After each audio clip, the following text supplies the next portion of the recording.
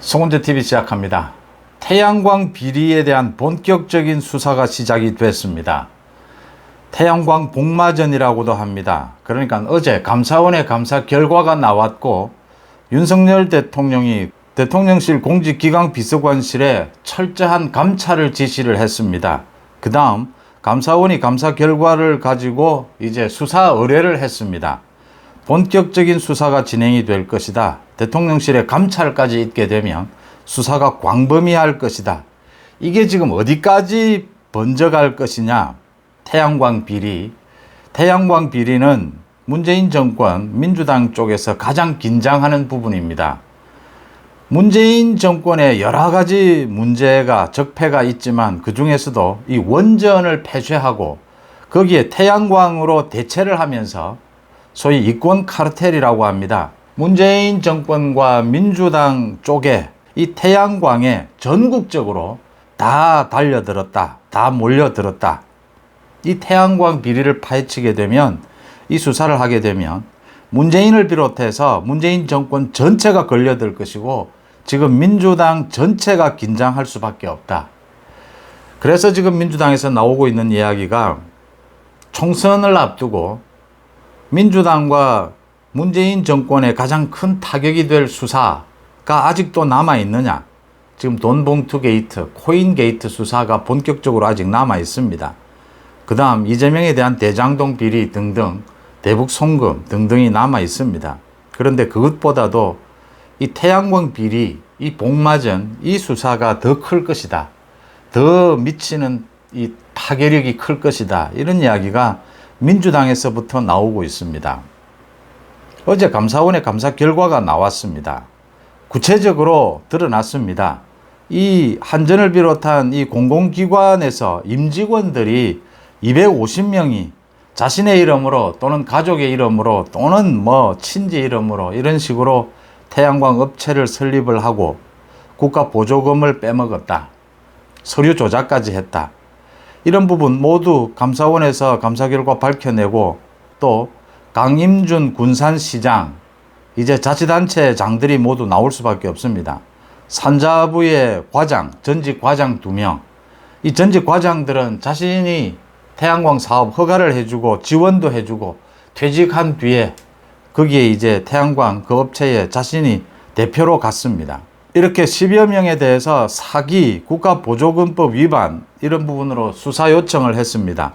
수사도 시작이 됐고 감사원의 감사도 더 광범위하게 진행이 되어야 합니다. 산자부를 비롯해서 지금 지방자치 모두 얽혀 있습니다. 특히 전남 지역을 비롯해서 이 호남 쪽으로 이 태양광이 집중이 됐습니다.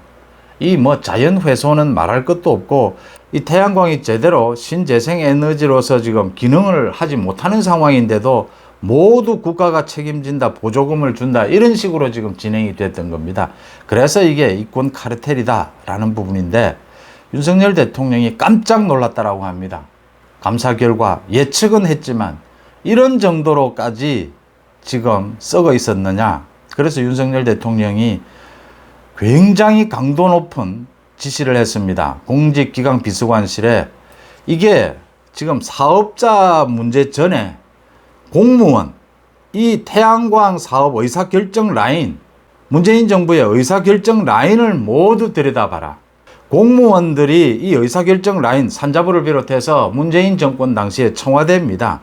이 의사결정 라인에서 모두 이런 비리가 가능하도록 구조적으로 지금 이걸 설계를 한 것이다.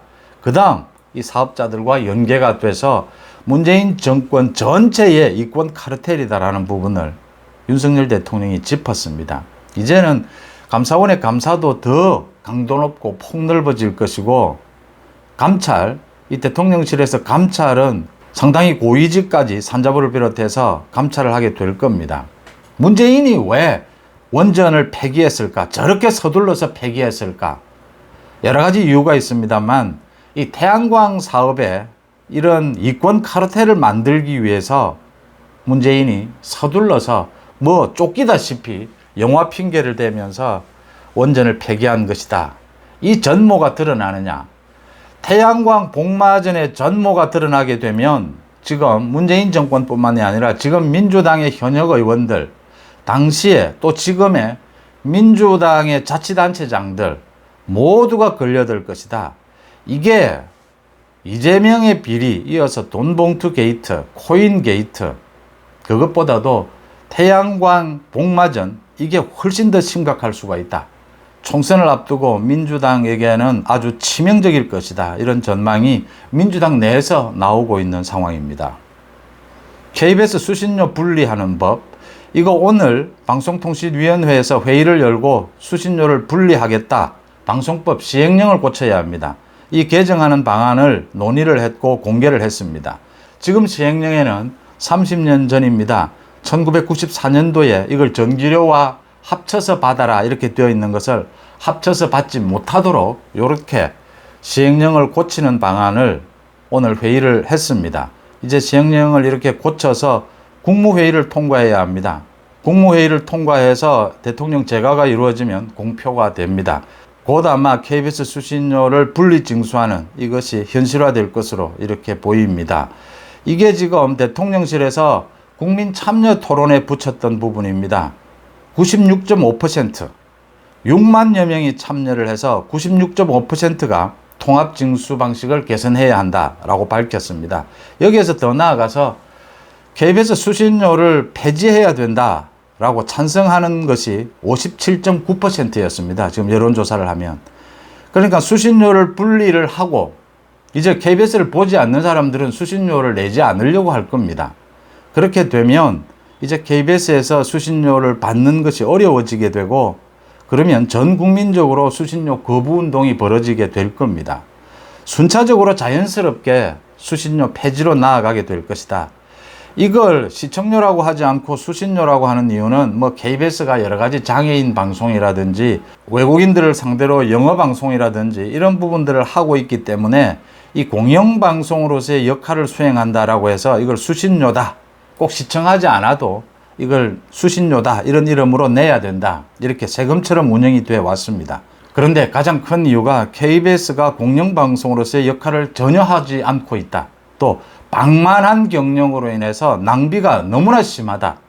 그 다음 또 아무도 KBS를 보지 않는다. 그런 상황에서 1년 내내 KBS를 한 번도 보지 않는다. 국민의 대다수가. 이런 상황에서 이제 수신료를 고집하는 것은 어렵다. 그 첫 단추로 수신료를 통합 징수하는 것을 분리한다. 이걸 방통위에서 곧 의결을 할 것으로 보입니다. 이 시행령을 고쳐서 곧 대통령의 재가가 있으면 수신료를 분리하고 이어서 수신료를 폐지하고 이어서 KBS를 완전히 구조조정해서 KBS를 정말 꼭 필요한 조직만 남겨서 공영방송으로서의 기능을 하도록 하느냐 아니면 아예 KBS를 없애든지 지금 MBC도 사실상 공영방송입니다. MBC와 KBS를 완전히 구조조정해서 공영방송 하나로 최소한의 규모로 통합을 하든지 뭐 여러 가지 방안이 논의되는 그 첫 단추가 수신료 분리 징수입니다. 조국에 대해서 조국이 총선에 출마할 것이냐, 조국이 뭐 문재인 정권이 잘못 평가받고 있다. 문재인을 만나서 길 없는 길을 가겠다. 자신이 지도가 없는 길 없는 길을 가겠다라고 하면서 총선 출마를 강력하게 희망을 한 겁니다. 문재인에게 가서 이제 자신이 출마하겠다. 어떻게 하면 되겠느냐. 이걸 의논한 것이고 출마하겠다라고 했습니다. 조국이 지금 뭐 갈 곳은 서울대학교에서도 쫓겨났고 파면이 됐습니다. 파면이 되면 조국은 이제 뭐 연금도 절반으로 줄어들고 많은 이런 불이익을 받게 됩니다. 뭐 명예도 많이 타격을 입게 되죠. 지금 뭐 조국이 명예랄 게 있습니까? 지금 자신이 저질러 놓은 이 일들 때문에. 그러니까 이 조국이 지금 총선에 출마하는 것 이외에는 길이 없습니다. 그런데 이 길은 흔히 많은 사람들이 가서 매달리는 길입니다. 길 없는 길이 아니고 아무나 가는 길이었습니다. 그런데 조국이 이 길을 가기에는 참 험난할 것이다 라는 이야기가 오늘 터져 나오고 있는 겁니다.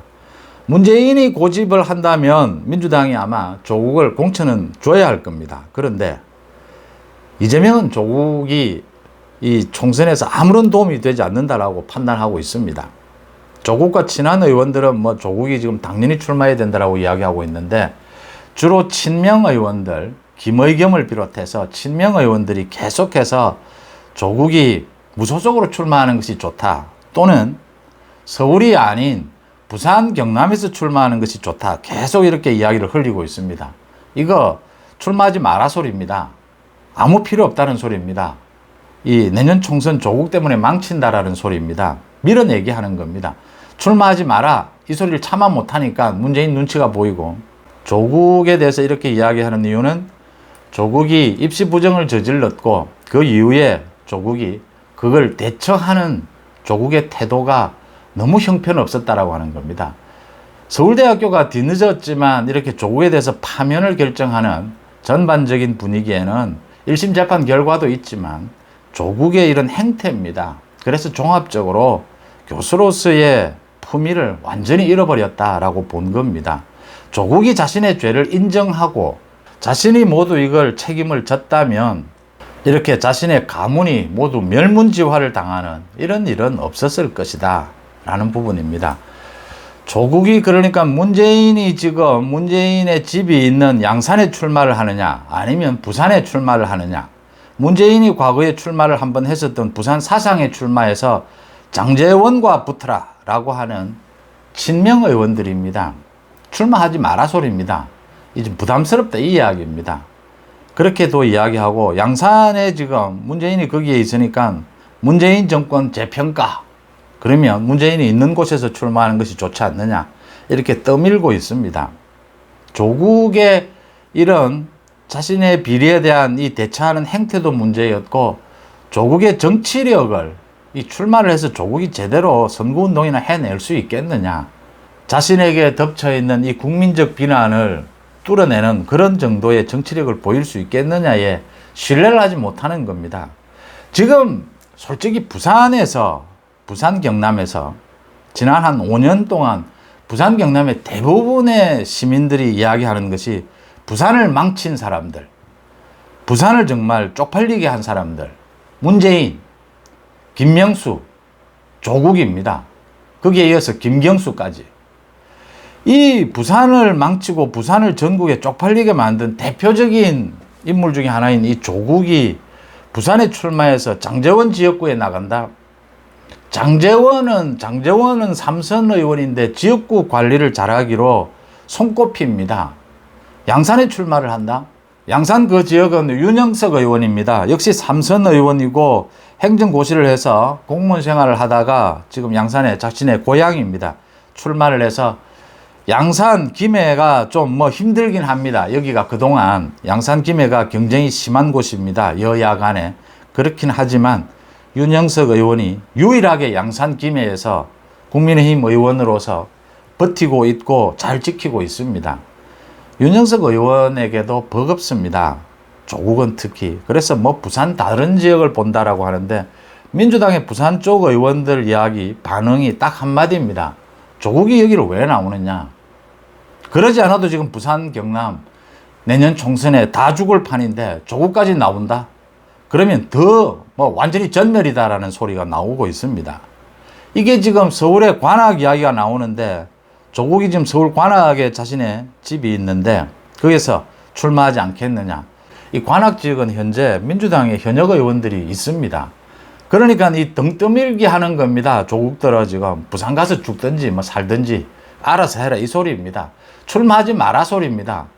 그런데 조국은 갈 길이 없습니다. 길 없는 길이라고 하는데 누구나 을에 갔든, 그래서 정치권에 기웃거리다가 아마 조국은 참패를 당할 것이다.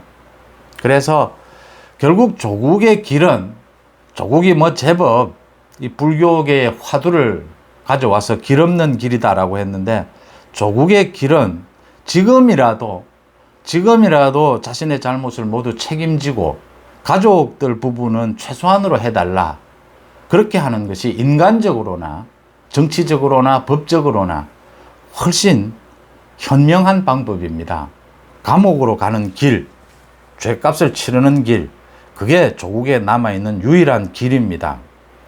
이 조국 문제와 그 다음에 이 시청료, 수신료 부분, 이 문제와 관련해서 두 사람입니다. 민주당에 참 지금의 민주당이 왜 이렇게 형편없이 저렇게 됐느냐.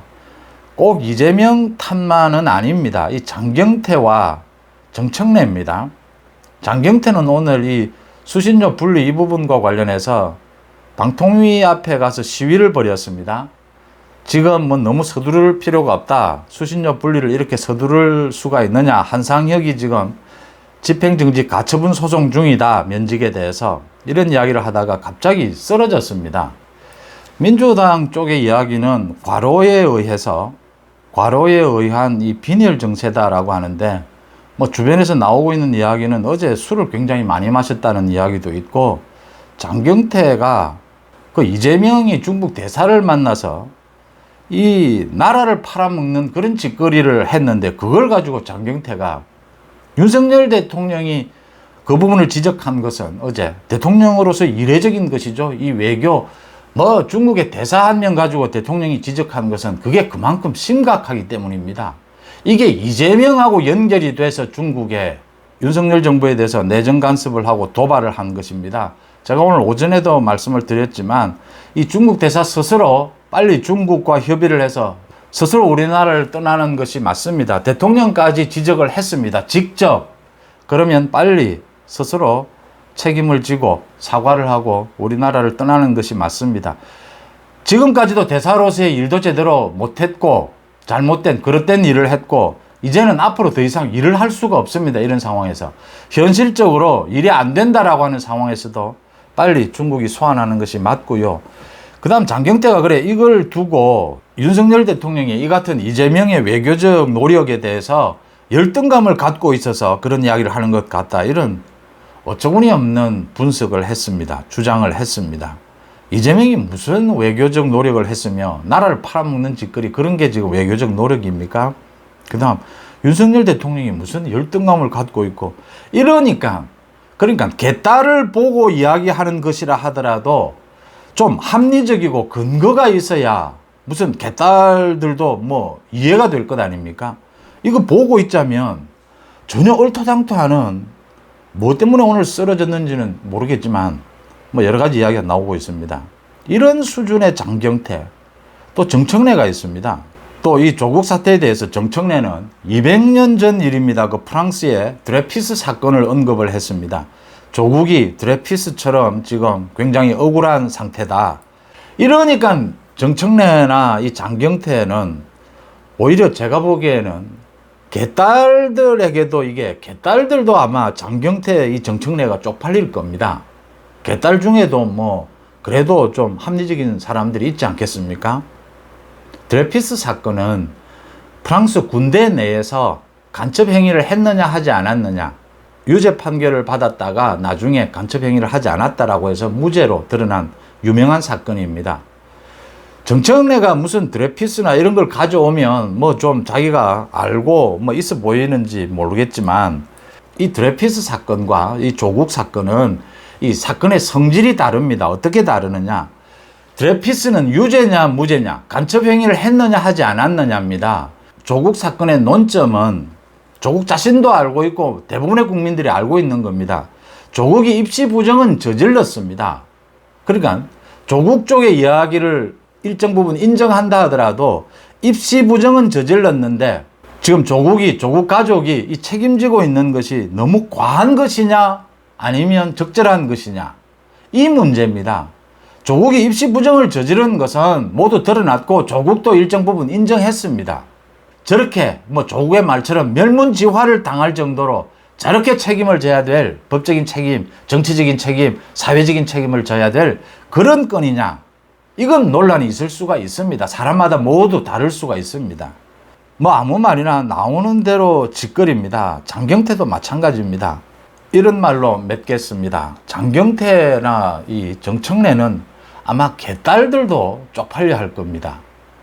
또 한 가지 더 부산을 가장 창피하게 한 인물 대표적인 인물로 지금 조국, 문재인, 김명수 대법원장입니다. 김명수, 김경수 이런 사람들을 차례로 꼽습니다.